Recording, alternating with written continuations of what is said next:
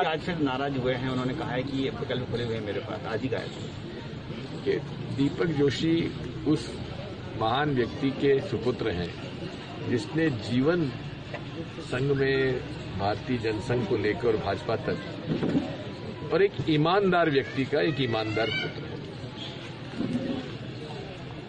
स्वाभाविक है कि जिस व्यक्ति ने 25-35 करोड़ रुपए ले लिए, उसे भाजपा उम्मीदवार अगर बनाएगी तो दिल तो लोग के दुखेगा। मेरे पिता के संदर्भ में वो तो मेरे ख्याल से दुनिया में कोई भी आदमी मानने के लिए तैयार नहीं है कि जोशी जी कभी किसी प्रकार के किसी कार्य में लिप्त हैं।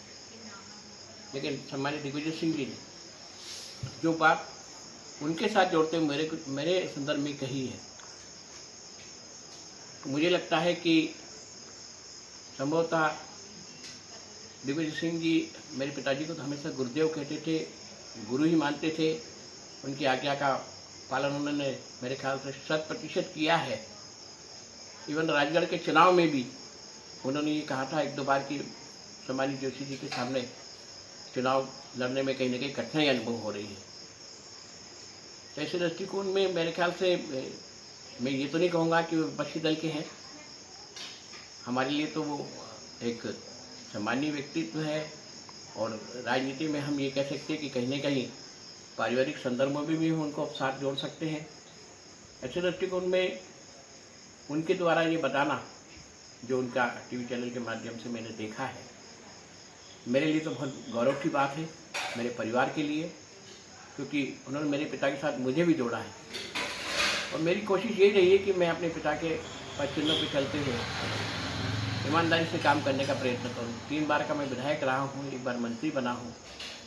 ऐसे दृष्टिकोण में राजनीति में जब कहीं न कहीं गाए बगाए कोई न कोई बात उठती है, मैं उन बातों से बचकर आज यहाँ पर विद्यमान हूँ। और उस बात को सम्मानित दिग्विजय सिंह ने जनता के बीच लेके गए, तो मैं तो उनका मतलब एक तरीके से कृतज्ञ भी हूँ कि उन्होंने हमारे इस बात को कहीं न कहीं समाज में आगे बढ़ाने का प्रयास किया। और जब राजनीति में लगातार मूल्यों की गिरावट आ रही है, तेजी से लोगों का पतन हो रहा है, उसमें इस प्रकार की बात आना, मैं मान सकता हूं कि दिग्विजय सिंह जैसे व्यक्तित्व द्वारा इस प्रकार की बात रखना मेरे लिए तो बहुत बड़ी एक बात हो गई। मैं संभवतः दिग्विजय सिंह जी की इस आशीर्वाद को, मैं तो आशीर्वाद ही कहूँगा, मेरे परिवार का आशीर्वाद ही है, इस आशीर्वाद को किसी प्रकार से पूरा नहीं कर सकता।